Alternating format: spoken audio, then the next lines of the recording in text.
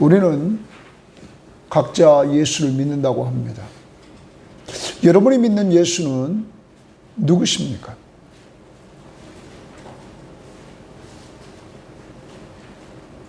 요한은 요한복음을 쓰면서 거기에 대한 해답을 주고 있는 것입니다. 우리가 믿는 예수는 하나님의 아들이시다 하는 겁니다. 하나님의 아들이라는 말은 바로 하나님과 동등한 분이시다.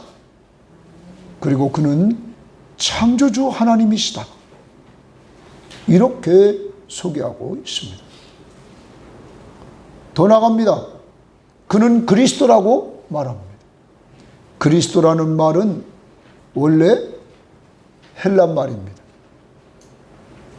히브리 말로는 메시아. 이 의미는 기름 부음을 받다, 이런 의미입니다. 그런데 구약에서 기름 부음을 받은 사람들은 세 종류의 사람이 있었습니다. 왕, 선지자, 제사장. 이 세 가지 직분을 다 가지고 오신 분이 누굽니까? 예수. 바로 메시아, 우리의 구원자이신 메시아였습니다. 그는 먼저 이 땅에 선지자로 오셔서 하나님의 말씀을 선포해 주셨습니다. 아버지께 받은 진리의 말씀을 선포하셨습니다. 그리고 그는 대제사장으로서 자신이 친히 자신을 제물로 하나님 앞에 드리면서 화목제물로 하나님 앞에 자신을 바쳤습니다. 그래서 우리와 하나님 사이에 있는 죄 문제를 해결해 주셨습니다. 뿐만 아니라 그는 이렇게 우리들에게 진리, 누구든지 나만 믿으면, 예수만 믿으면 멸망하지 않고 영생을 얻는다. 내가 너희들의 죄를 십자가 위에서 다 용서했다. 이 진리를 믿는 자들을 다스리는 왕이십니다. 여러분, 예수가 여러분의 말씀을 선포해 주신 선지자이며 대제사장이시며 우리 죄를 위해서 화목제물로 자신을 드려주신 대제사장, 그리고 또한 그가 구원받은 우리의 왕이심을 믿습니까? 아멘. 이것을 요한은 계속적으로 자신이 만난 예수를 말해주고 있는 것입니다. 예수가 하나님의 아들 그리스도이심을 말해줍니다. 그렇게 예수가 하나님의 아들 그리스도이심을 믿는 자들에게 주어진 것이 뭐냐면 영생입니다. 영원한 생명을 얻게 된다는 것입니다. 사랑하는 여러분, 오늘 여러분과 저는 예수는 하나님의 아들 그리스도, 이러한 제목으로 또 오늘 7장 8장을 여러분과 함께 나누려고 합니다. 하나님의 아들 그리스도는 하나님 중심으로 사셨습니다. 하나님이 중심이 되는 삶을 사셨습니다. 그래서 그는 언제나 하나님의 때를 따라 움직였습니다.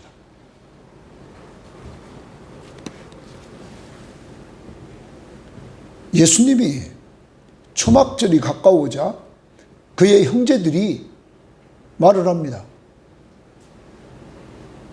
형, 이 땅에서 뜨려면, 소문이 잘 나고 명성을 얻으려면 여기 갈릴리에 있지 말고 빨리 유대로 가야 된다. 지금 초막절이 다 되어온다. 많은 사람들이 모이는 저 유대 땅 가서 그 예루살렘에서 능력을 여기서 행하는 것처럼 행하면 형은 뜬다. 이런 쪽으로 말합니다. 그래서 빨리 올라가라는 거예요. 이때 예수님은 거절을 합니다. 나는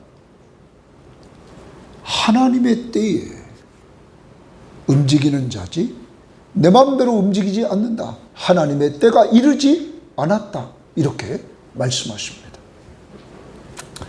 예수님의 형제들이 먼저 유다로 올라갑니다. 유대인들은 명절이 되면 언제나 예루살렘에 올라가서 하나님 앞에 제사를 드리며 예배를 드렸습니다. 그리고 예수님은 그는 은밀하게 하나님의 때에 예루살렘에 올라가십니다. 형제들이 요구했던 대로 자기를 드러내고 자기 영광을 받으려고 그는 올라간 것이 아니라 은밀하게 하나님의 때에 맞춰서 올라갑니다. 그리고는 예수님은 하나님의 뜻을 따라 행하십니다. 예수님이 이 땅에 오신 목적은 하나님 아버지께서 보내신 목적을 이루려고 그는 이 땅에 오셨습니다. 하나님이 그를 보내신 목적은 그가 이 땅에서 많은 표적과 기적을 행함으로 말미암아 예수를 보고 그가 하나님의 아들 그리스도이심을 믿는 자들에게 영생을 얻고 마지막 날 부활에 참여해서 새하늘과 새 땅에서 영원히 사는 축복을 누리게 하시려고 예수 그리스도를 보내셨던 것입니다. 그것을 안 예수님은 하나님의 뜻을 따라 늘 하나님의 영광을 구하며 살았습니다. 자기 영광을 구하는 것이 아니라 아버지 하나님의 영광을 구하면서 그는 38년 된 병자를 고쳤습니다. 38년 된 병자를 고친 날이 언제냐면 안식일이었습니다. 유대인들은 이 38년 된 병자를 고친 날이 안식일이라고 하면서 38년 동안 병으로 인하여서 고통당하고 있는 병자를 사랑으로 보지 않고 너 안식일을 범했다고 정죄를 합니다. 그리고 안식일 날 38년 된 병자를 고친 예수님을 핍박합니다. 핍박만 하는 것이 아니라 예수님이 자신이 하나님이라고 말하니까 그 신성모독죄로 몰아가서 그를 죽이려고 합니다. 그렇지만 예수님은 38년 된 병자를 고치고 또 만나주셔서 그에게 진정한 자유를 주십니다. 그를 만나주심으로 그에게 구원을 허락해 주십니다.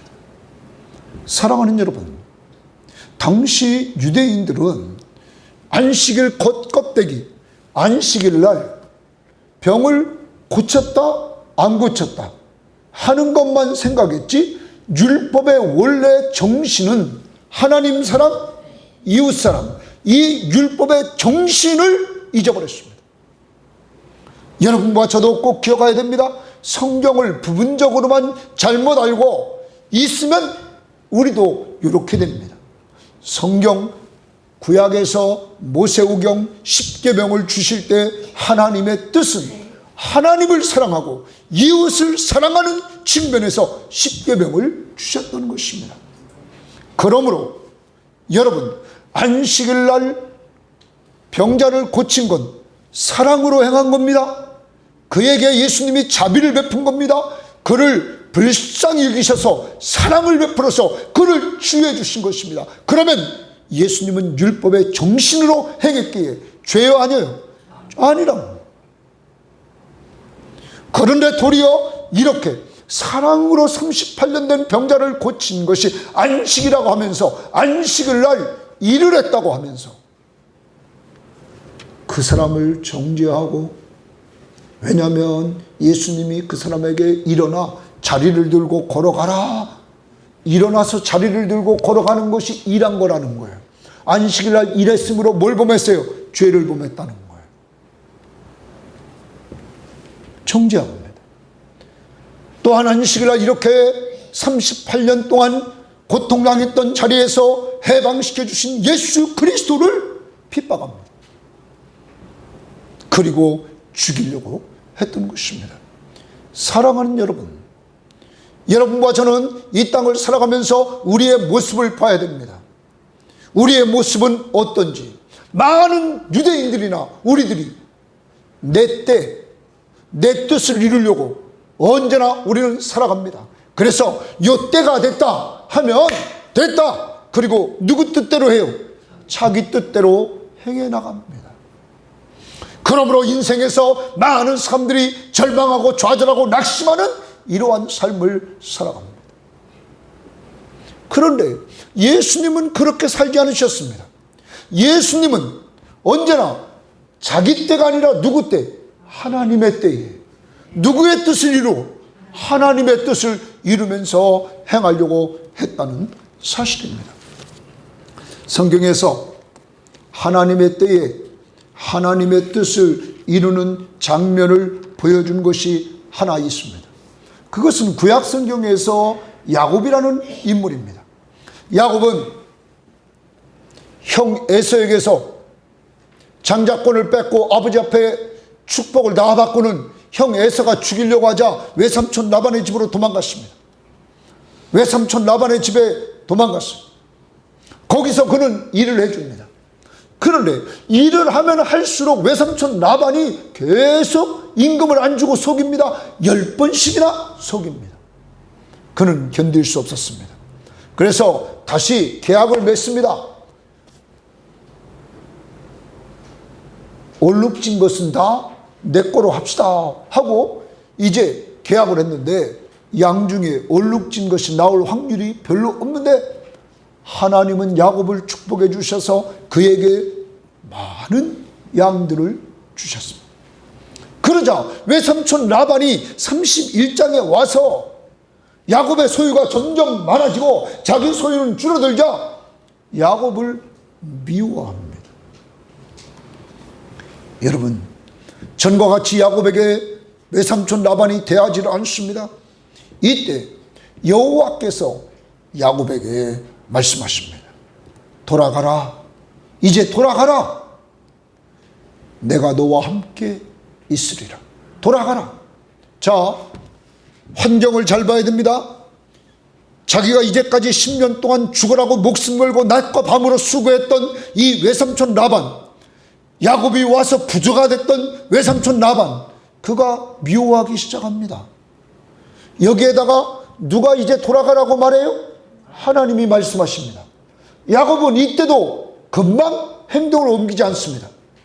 그에게 두 아내가 있었습니다. 라헬과 레아. 그는 아내들을 부릅니다. 그리고 그들에게 말을 합니다. 내가 이제까지 당신 아버지 집에 와서 많은 수고를 했어. 그런데 아버지가 나 때문에 이렇게 부자가 되고 했는데 이제 와서 내 재산이 많아지니까 아버지가 나를 대하는 태도가 틀려졌어.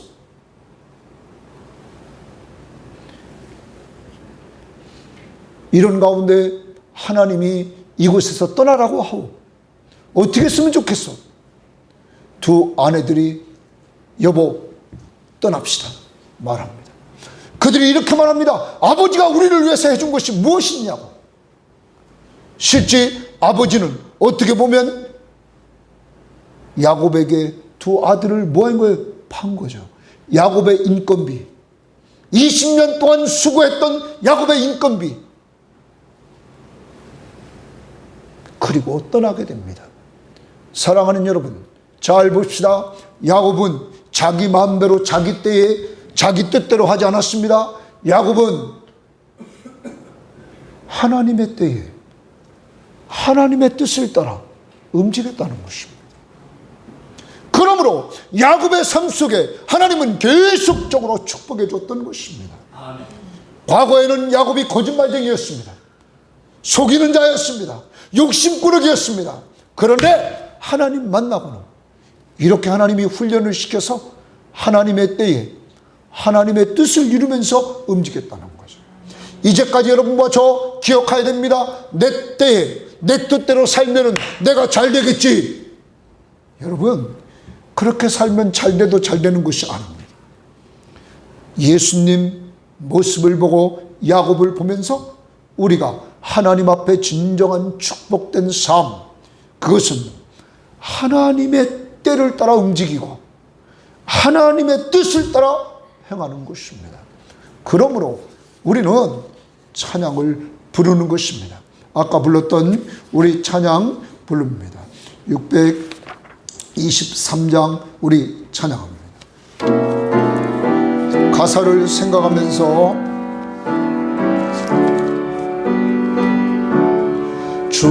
주님의 시간에 아름답게 모든 것 변화를 주님 나의 갈 길을 인도하여 주시니 주의 뜻을 따라서 살리라. 주님의 시간에 아름답게 모든 것 변화를 나의 정성 다하여 주를 찬송하오니 주의 뜻을 이루어 주소서.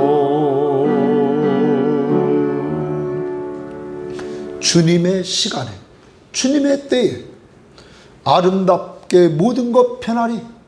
누구 때예요? 하나님의 때에. 주님 나의 갈 길을 인도하여 주시니 주의 뜻을 따라 살리라. 2절도 주님의 시간에, 주님의 때에 아름답게 모든 것 다 변한다는 거예요. 주님의 때가 되면 변한다는 거예요. 나의 정성 다하여 주를 찬송하오니 주의 뜻을 이루어 주소서. 언제? 주님의 때에 주님의 뜻을 이루어 주옵소서. 사람은 어리석어서 늘 자기 때에 자기 뜻대로 하려고 합니다. 여러분에게 몇 번씩이나 말씀드렸습니다. 우리는 조그만 시골길을 지날 때 2차선의 도로를 달립니다. 그때 앞에 큰 화물트럭이 갑니다. 나는 뒤에 승용차를 타고 갑니다. 시간이 바빠 내가 그 화물차를 추월해서 빨리 가려고 하는데 추월하려고 하면 반대편에서 차가워. 나는 그 추월할 때를 똑바로 모릅니다. 그런데 그때 헬리콥터가 떠 있습니다. 거기에서 연락이 옵니다. 지금은 안전하다. 지금 추월해라. 왜? 어디서 보니까? 하늘에서 보니까. 여러분, 내가 똑똑하고 내가 잘난 것 같지만 하나님은 우리 인생 전체를 보면서 우리를 인도하신 분이라. 하나님의 때, 하나님의 뜻이 이루어진 것을 믿고 우리는 그때까지 기도하면서 기다려야 될 줄 믿습니다. 정말 하나님의 때, 하나님은 하나님의 뜻을 이뤄나갑니다. 여러분을 얼마나 하나님이 사랑하십니까? 자기 아들을 아끼지 아니하시고 내어주시니가, 자기 하나밖에 없는 독생자 예수 그리스도를 내어주신 그분이 어찌 그 아들과 함께 모든 것을 주시지 않겠느냐. 여러분, 언제나 하나님의 때, 하나님의 뜻 이루어질 것을 믿으면서 살라는 것. 다시 한번 찬양합니다.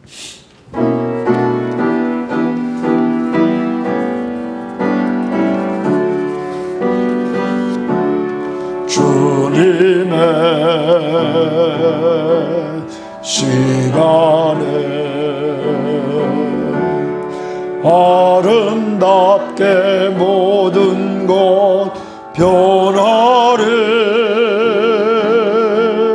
주님 나의 갈 길을 인도하여 주시니 주의 뜻을 따라서 살리라. 주님의 시간에 아름답게 모든 것 변화를 나의 정성 다하여 주를 찬송하오니 주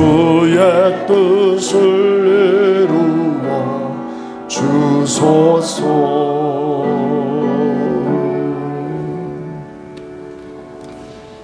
한 주간도 살아갑니다. 오늘 행복해야 됩니다. 누가 함께 하시기 때문에? 주님이 함께 하시기 때문에. 오늘 행복하지 못한 사람은 아무리 미래가 좋다 할지라도 그런 행복을 누릴 수가 없습니다. 하루하루 주님이 우리에게 일거리 주시고 갈 곳을 주시고 또 주님을 찾으며 산다는 자체를 감사해야 될 줄 믿습니다. 아멘. 수고하고 무거운 짐진 자들아 다 내게로 오라. 내가 너희를 뭐하게 하리라? 쉬게 하리라. 이러한 안식처가 있는 것을 우리는 감사하며 살아야 될 것입니다. 두 번째로 생수의 강이 흘러나오게 하십니다. 하나님의 아들 그리스도는 생수의 강이 흘러나오도록 하십니다. 누구에게? 예수 믿으면 생수의 강이 흘러나오게 하신다는 것입니다. 주님께서 초막절날 이렇게 초청을 합니다. 누구든지 목마르거든 내게로 와서 마시라. 여러분, 유대인들에게 있어서 초막절은 8일간 지냈습니다. 이 초막절은 유대인들이 광야 40년 생활을 기념하는 겁니다. 기념이라는 말은 기억하며 사는 것입니다. 광야 40년은 아까도 말씀드렸습니다. 사막입니다. 여기는 하루만 있어도 다 죽을 수밖에 없는 죽음의 땅입니다. 이 죽음의 땅에서 하나님은 40년 동안 이들을 인도하시고 보호하시고 하나님께서 필요를 공급해 주신 그 은혜를 기억해야 됩니다. 그런데 이 초막절을 지내면서 대제사장은 언제나 매일 실로와 못에 가서 물을 길어옵니다. 그에게 금으로 된 주전자에 물을 담아가지고 옵니다. 그리고는 제단 위에 그 물을 부었습니다. 매일같이 대제사장은 이 일을 했습니다. 그때 군중들은 이사야 12장 3절을 암송했고, 그리고 할렐 찬송 시편 113편부터 118편에 있는 이 할렐을 부르면서 광야에서 반석에서 물이 샘솟듯 하게 하신 그 하나님, 그 바위를 생각하면서 이들은 찬양하고 말씀을 암송합니다. 명절 끝날 8번째 날에 예수님께서 자신이 진정한 생수임을 가르쳐 주신 것입니다. 그래서 예수님은 이렇게 말씀하십니다. 누구든지 목마르거든 내게로 와서 뭐하라? 마시라. 예수님이 말씀하십니다. 그러면서 이어갑니다. 나를 믿는 자는 성경의 이름과 같이 그 배에서 생수의 강이 흘러나오리라. 누구 믿는 자? 예수를 믿는 자는 그 배에서 생수의 강이 흘러나오리라. 여기에 대해서 사도 요한은 해석하기를 뭐라고 말했습니까? 이 생수의 강은, 이 생명수는 성령을 말한다. 누가 보내주세요? 하나님이 보내주실 성령을 말한다고 말씀하고 있습니다. 여러분, 이것은 이런 겁니다. 여러분과 제가 이미 3장에서 물과 성령으로 거듭나지 않으면 하나님 나라에 들어갈 수 없다. 성령으로 거듭나는 것은 사람의 힘으로 되는 것이 아니라 위로부터 하나님이 은혜를 주시는 것이다. 하나님이 은혜를 주시는 사람은 십자가 위에 못 박아 죽으신 우리를 위해서, 우리 죄를 위해서 십자가에 못 박혀 죽으신, 바로 율법대로 저주의 죽음을 죽으신 예수 그리스도를 믿는다. 예수를 믿는 자들은 영원한 생명을 얻는다. 그리고 요한복음 3장 16절을 말씀하시는 거예요. 하나님이 세상을 이처럼 사랑하사 독생자를 주셨으니 이는 그를 믿는 자마다 멸망하지 않고 영생을 얻게 하려 하십니다. 여러분과 제가 예수 그리스도를 믿는 것은 기적 중에 기적이라고 했습니다. 왜냐하면 이것은 누가 주신 은혜요? 하나님이 주신 은혜입니다. 은혜는 받을 자격이 전혀 없는데 고조 베풀어 주시는 호의란 말이에요. 우리는 다 죄인입니다. 죄의 삭은 뭐예요? 사망이요. 다 죽음에 이르를 수밖에 없는 사람들이에요. 그런데 하나님이 우리를 사랑해 주셔서 성령을 우리에게 보내주시고 그 성령이 우리 속에서 누구를 믿게 했어요? 예수를 믿게 했다. 예수를 믿게 했다는 거예요. 이러한 기적이 일어남으로 말미암아 여러분과 제가 영원한 생명을 얻게 되었다는 사실입니다. 우리는 앞부분에서 이런 내용의 말씀을 6장에서 보았습니다.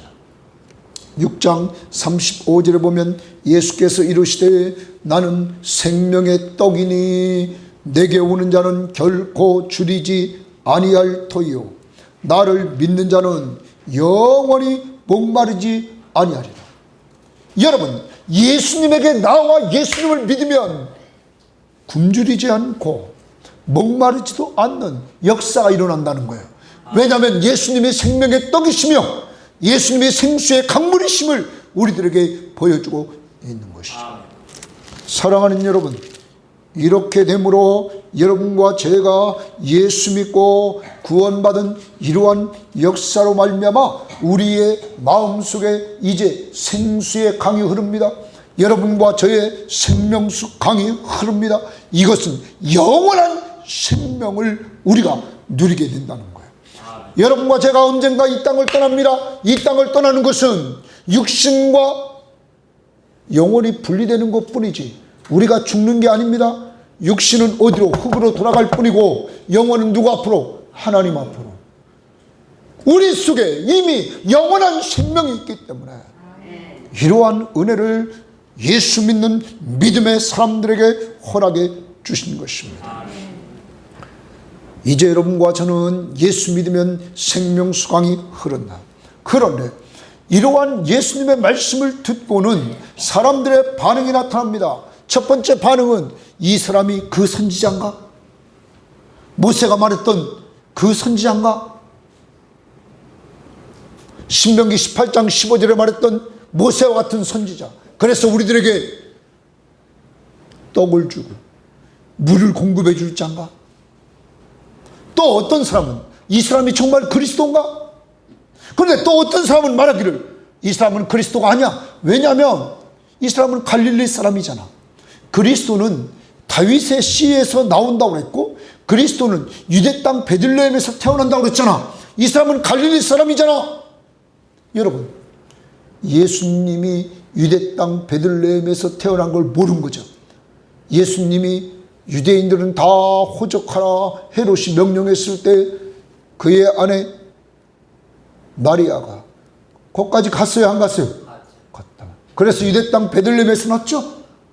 여러분, 그리고 예수님은 누구의 혈통을 따라오셨어요?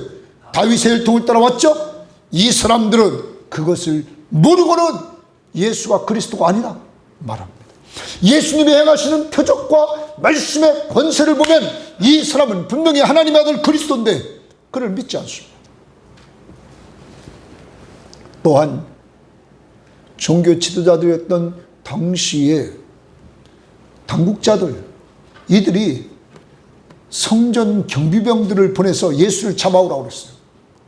그런데 예수를 잡아오라고 했던 이 성전 경비병들이 왔는데 빈손으로 왔어요. 예수를 잡아오지 않고. 그래서 묻습니다. 왜 너희들 빈손으로 왔니?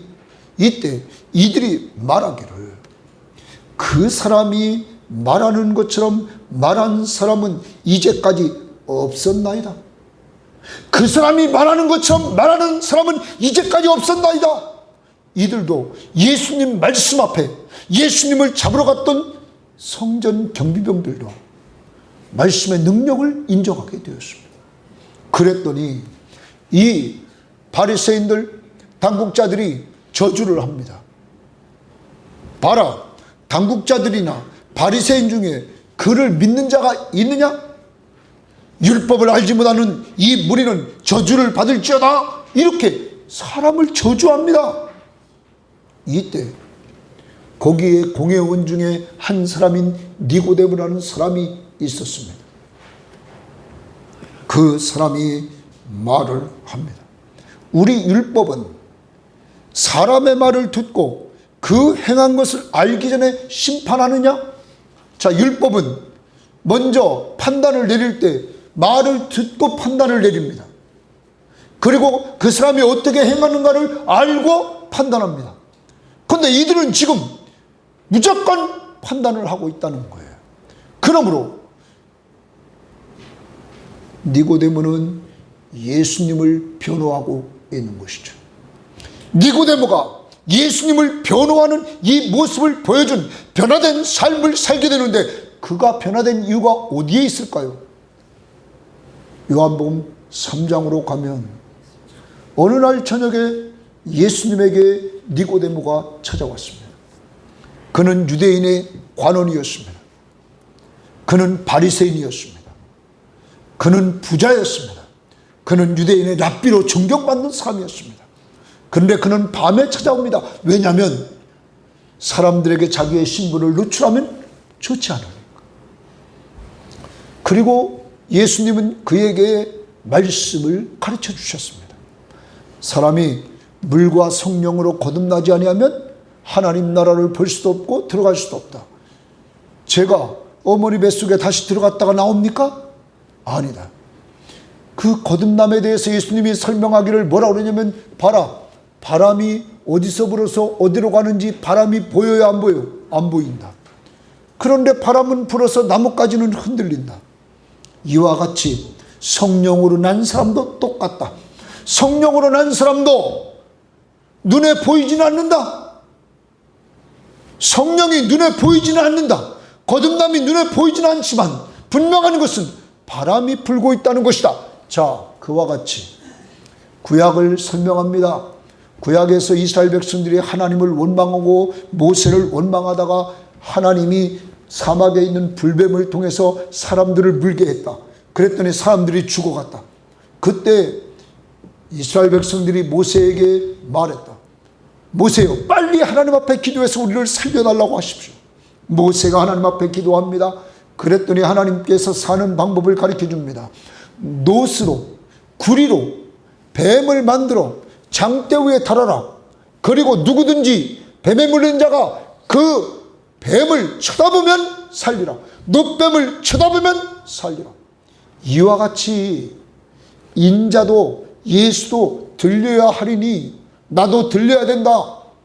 누구든지 나를 믿으면 영생하리라. 여러분, 이렇게 예수님이 니고데모에게 복음을 전합니다. 그러면서 니고데모에게 말합니다. 하나님이 너를 사랑하고 이 세상을 사랑했다. 그래서 독생자 예수 그리스도를 보내주셨다. 그리고 그를 믿기만 하면 멸망하지 않고 영생을 얻는다. 이 복음을 전해줬습니다. 니고데모는 그 복음을 받고는 떠났습니다. 그런데 변했습니까? 안 변했습니까? 변했습니다. 그는 변하고 예수를 변호하는 자가 됐습니다. 누가 그를 뒤집어 놨습니까? 성령.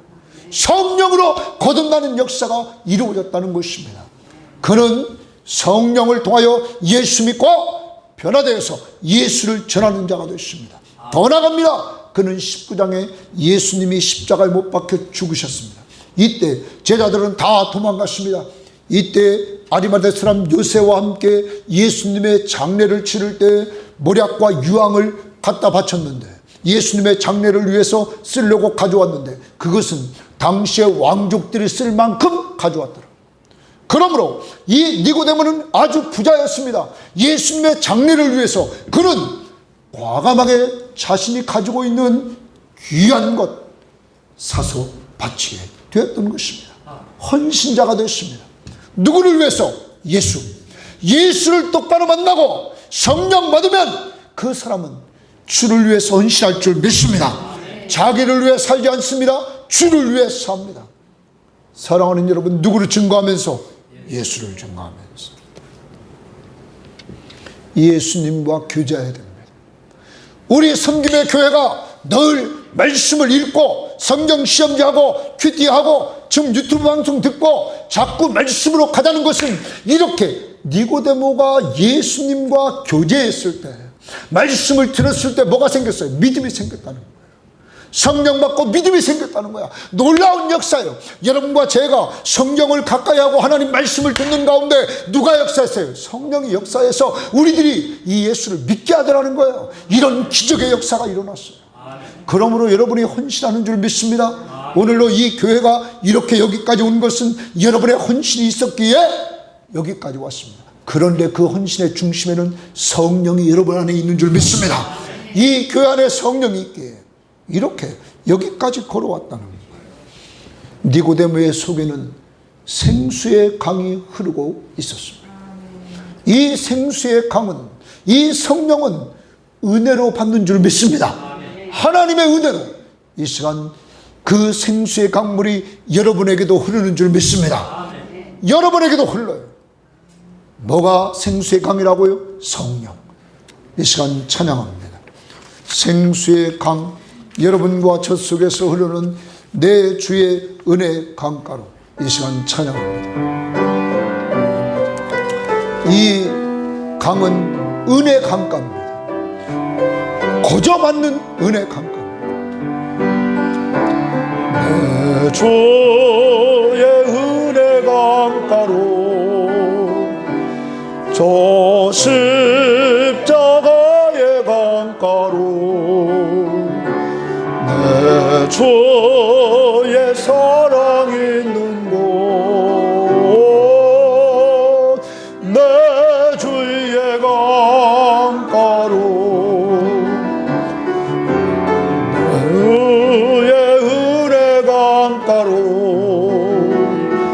저 십자가의 강가로 내 주의 사랑이 곳, 내 주의 강가로 바람 나의 영혼을 생수로 가득 채우소서. 피곤한 내 영혼 위에 내 주의 은혜 강가로 저 십자가의 강가로 내 주의 사랑 있는 곳, 내 주의 강가로.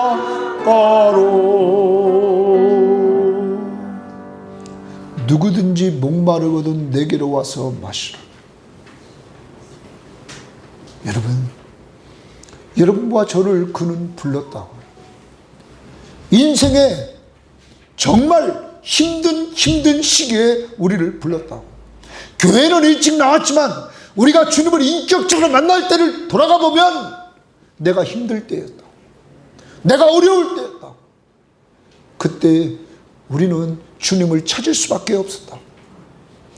누구든지 주 앞에 나갈 수밖에 없었고, 나가 그를 믿을 수밖에 없었고, 그를 의지할 수밖에 없었다. 그게 은혜였다고. 우리 속에서 성령이 이끄는 은혜였다고. 그 은혜를 주시려고 주님은 십자가 위에서 자기의 몸과 자기의 피를 다 흘려주셨다. 그게 주님의 사랑이라. 내가 너를 위해서 몸버려 피 흘려서 내 생명을 주었다. 우리는 이 은혜를 다 받은 사람, 이 사랑을 받고 사는 사람들. 그러므로 우리는 늘 찬양해야 될 줄 믿습니다. 이 은혜를 잊지 말아야 됩니다. 다시 한번 찬양합니다.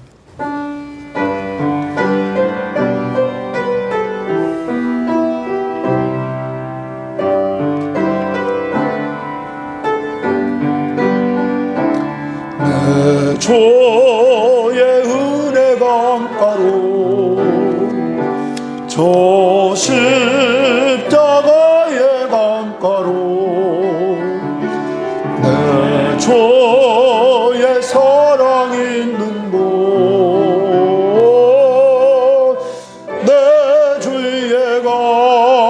강가로 내 주의 은혜 강가로 저 십자가의 강가로 내 주의 사랑이 있는 곳 내 주의 강가로 가란 나의 영혼은 생수로 가득 채우소서 피곤한 내 영혼이에 주의 은혜 강가로 내 십자가의 강가로 내 주의 사랑 있는 곳 내 주의 강가로. 제가 이 찬양을 어디서 은혜 받았냐면 저 인도네시아 반둥에 가서 우리 박성훈 선교사님 그 교회에서 예배를 드리는데 이 찬양을 부르시는 거예요. 너무 그때 제가 은혜가 됐어요. 박성훈 목사님이 한국에서 금천에서 목회할 때 개척교회 하면서 이렇게 사람들이 모이게 됐는데 또 모이면 또 시험에 들고 모이면 시험에 들고 어렵게 하는 사람들이 꼭 이렇게 나타난다. 너무 지쳐 있을 때 인도네시아 반둥에서 이렇게 초청을 받고 반둥 한인교회에 갔습니다. 한인교회에 갔는데 또 거기서도 또 그런 어려움이 있더라는 거예요. 너무 어려우니까 그들이 정말 주님을 온전히 붙잡을 수밖에 없었어요. 그러한 가운데 하나님이 이제 부흥을 허락해 주셨어요. 그리고 그들이 이 찬양을 늘 예배 시간에 부릅니다. 사모님 정말 이렇게 성악을 전공하신 그 사모님이 아직 하늘나라에 가셨지만 그 사모님이 얼마나 이 찬양을 잘 부르시는지. 내 주의 은혜 강가로 정말로 거저주는 그 강가로 저 십자가의 강가로 내 주의 사랑 있는 곳 내 주의 강가로 나오라는. 여러분 한 주일 좀 힘들고 지칠 때마다 꼭 주님 앞에 가까이 가시기를 바랍니다. 그리고 늘 찬양을 부르십시오. 광야에서 반석에서 뭐가 나게 만들었어요? 무샘물이 나는 이런 능력의 하나님이 여러분의 하나님인 줄 믿습니다. 세 번째로 우리가 생각해야 될 것은 진리로 자유롭게 하십니다. 진리로 자유. 여러분 이제 8장에 나쁜 사람들이 서기관과 바리새인들이 예수님을 시험하려고 가늠하다가 현장에 잡힌 여인을 데리고 옵니다. 그러면서 가늠하다가 현장에 잡힌 여인을 데리고 와서는 예수님을 시험합니다. 모세 율법으로는 이러한 여자들을 돌로 쳐 죽이라고 그랬는데 선생님은 어떻게 말하겠습니까? 하는 거죠. 자, 당시 이 사건은 말이에요. 어떻게 걸리냐면 문제는 뭐냐면 이 사람들이 남자는 안 데리고 왔다는 거예요. 실제 가늠하다가 현장에 잡힌 사람은 남자나 여자나 다 어떻게 해야 돼요? 돌로 쳐야 되는데 여자만 데리고 왔습니다. 연약한 여자만. 여러분 그런데 예수님께서 이 시험을 어떻게 이기시냐면 이들의 시험은 이겁니다. 당시에 율법으로는 돌로 쳐 죽여야 됩니다. 그런데 돌로 쳐 죽이면 로마법에 걸립니다. 로마법은 유대인들이 사람을 죽이는 권한이 없었어요. 로마법에 죽이면 안 됩니다.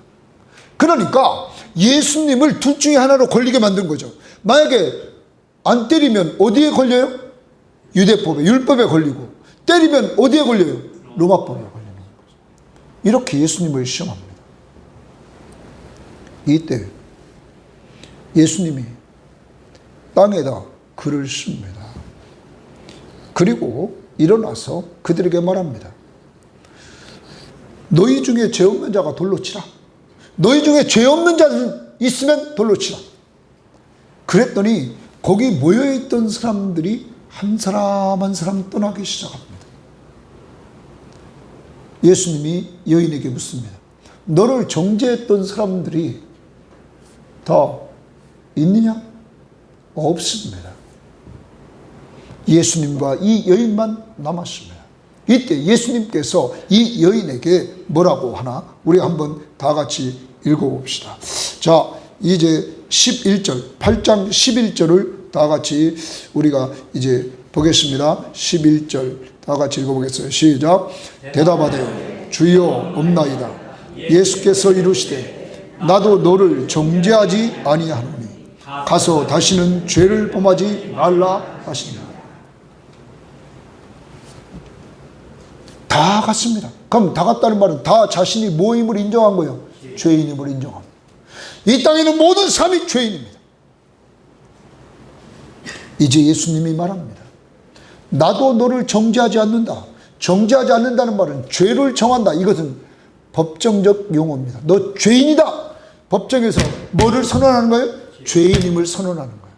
그런데 나도 너를 뭐 하지 않는다고요? 정죄하지.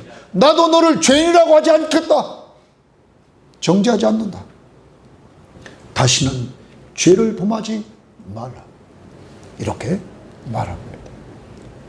여러분, 오늘 예수님은 이 죄인을 용서합니다.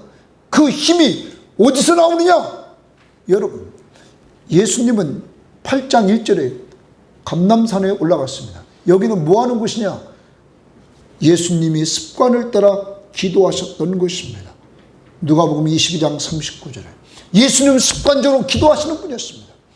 그리고 예수님은 2절 말씀에 보면 항상 성전에 올라가면 습관을 따라 가르치셨습니다. 말씀이 있습니다. 여러분, 습관을 따라 기도하고 말씀으로 충만하면, 성령 충만하면 남들을 용서해야 안 해요? 용서한다. 율법의 핵심은 남을 정죄하는 것이 아니라 뭐라고요? 사랑. 사랑으로 뭐 하는 거예요? 용서해 주셨다. 용서해 주셨다. 사랑하는 여러분, 여러분과 저도 남을 용서하며 살아야 되는데 그 힘이 우리에게 없을 때가 너무너무 많습니다. 그 방법을 예수님은 가르쳐 줍니다. 습관을 따라 뭐하라? 기도해라. 그리고 하나님의 말씀으로 무장하라. 성령이 충만하면 예수님처럼 용서하며 산다. 이번 한 주간 동안도 이렇게 아직도 용서하지 못한 사람이 있다면 용서할 수 있는 자들이 되기를 바랍니다. 그러면서 예수님께서 말씀하십니다. 예수님을 따르면 생명의 빛을 얻는다고. 여러분, 이때 초막절의 행사 중에서 하나가 뭐였냐면 빛의 행사가 있었어요. 왜냐하면 광야 40년 동안 이들에게 하나님이 빛을 비쳤어요, 안 비쳤어요? 비쳤죠. 이들에게 하나님이 낮에는 구름기둥, 밤에는 뭐예요? 불기둥이에요. 불기둥으로 빛을 비춰줬단 말이에요. 빛. 예수님이 말씀하십니다. 세상에 빛으로 오신 예수님, 나는 세상의 빛이니 나를 따르는 자는 어두움에 다니지 아니하고 생명의 빛을 얻으리라. 생명의 빛을 얻으리라. 예수님을 따르는 자. 여러분, 예수님을 따라간다는 말은 예수님의 양이기 때문입니다. 자, 양은 자기 목자의 음성을 분별해야 하네요. 분별한다는 거예요. 그래서 목자를 따라간단 말이에요. 여러분과 제가 예수님을 따라가고 예수님을 믿고 의지하는 것, 생명을 얻었다는 거예요. 생명의 빛이라 말씀하십니다. 여러분, 우리가 예수님을 믿으면 하나님 나라에 이르게 되고, 예수님을 불신하는 자는 죄 때문에 그들은 영원한 사망에 이르게 된다고 주님은 말씀하십니다. 이제 여러분과 저는 완전히 세상 사람들과 다른 존재가 됐습니다. 누구 믿음으로? 예수 믿음으로. 그러므로 우리는 생명의 빛 대신 주님을 통하여 우리는 새 생명을 얻게 되었습니다. 그분은 우리에게 생명만 주신 것이 아닙니다. 여러분, 구약을 보십시오. 광야 40년 동안 불기둥과 구름기둥이 움직이면 따라갑니다. 그게 서면 거기 거주합니다. 또 움직이면 따라갑니다. 서면 거주합니다. 그러면 인도해 주시는 거예요. 인도. 또한 낮에는 무슨 기둥이요? 구름기둥. 그러므로 더위로부터 보호. 밤에는 무슨 기둥이요? 불기둥. 추위로부터 보호. 보호가 있는 거예요. 정말 여러분과 저에게 하나님은 예수 그리스도를 통하여 영원한 생명만 주신 것이 아니라 우리의 가는 길을 인도하시고 우리를 보호해 주시는 줄 믿습니다. 그러면서 주님이 말씀하시기를 예수님의 안에 거하면, 주님 말씀에 거하면 제자가 되고 진리가 너희를 자유롭게 하리라 말씀하십니다. 너희가 뭐가 된다고요? 제자가 된다. 그러면 주님 말씀 안에 거한다는 말을 이미 앞부분에서 주님이 말씀하셨습니다. 인자의 살을 먹고 인자의 피를 마시는 자는 내가 그 안에 거하고 그가 내 안에 거한다. 이것이 6장 56절에서 말씀해 주셨습니다. 자, 우리가 예수님과 연합된 삶을 사는 것, 십자가의 은혜를 누리는 것, 누구를 믿는 것? 예수 믿는 것. 그 사람에게 자유를 준다는 거예요. 자유. 그러면 유대인들이 묻습니다. 우리는 아브라함의 자손이고 종된 적이 없는데 왜 자유가 필요한가? 예수님 말씀하십니다.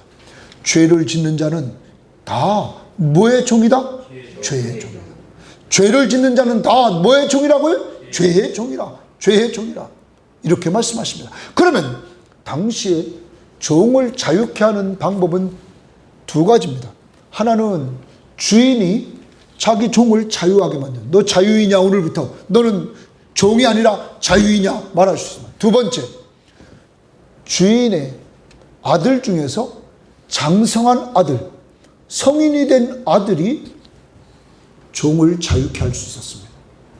자, 예수님이 말씀하십니다. 내가 너희를 자유케 하리라. 예수님은 누구의 아들이요? 하나님. 그걸 말하는 거예요. 그 당시로 그것을 말하는 거야. 내가 너희를 자유케 하리라. 나는 하나님의 아들이다. 하나님의 아들의 권세로 너희에게 뭐를 준다고요? 자유. 그런데 예수님이 하나님의 아들의 권세로 자유를 줄 때 그는 대가를 지불했어요. 율법이 요구하는 대가를 지불했다고. 그 대가는 뭐예요? 죄의 삭은 사망. 그래서 주님이 우리 죄를 위해서 십자가에 죽어주신 거예요. 무슨 값을 지불하려고? 죄값을 지불하려고. 여러분, 이 예수가 누굽니까? 하나님의 아들 그리스도예요. 하나님의 아들로서 여러분의 죄값을 다 지불한 줄 믿습니다. 그리고 여러분과 저에게 자유를 주신 줄 믿습니다. 이것을 위해서 그가 이 땅에 오셨답니다. 그러므로 여러분과 저는 죄에서 자유를 얻었어요, 안 얻었어요? 그러면 죄가 없어졌어요. 죄의 종이 아니란 말이에요. 죄의 종이 아니라고. 이제는 내가 이 땅에서 죄를 져도 나는 누구의 종이 아니에요? 죄의 종이 아니야. 나는 누구의 아들이야? 하나님의 자녀야. 죄의 종이 아니라고. 나는 하나님의 자녀. 이러한 은혜, 죄의 종이 아니면 죄의 싹 사망이 와요 안 와요? 안 오죠. 우리에게 자유를 주는 거예요. 이 시간 찬양합니다. 268장 죄에서 자유를 얻게 하면 1절만 부릅니다.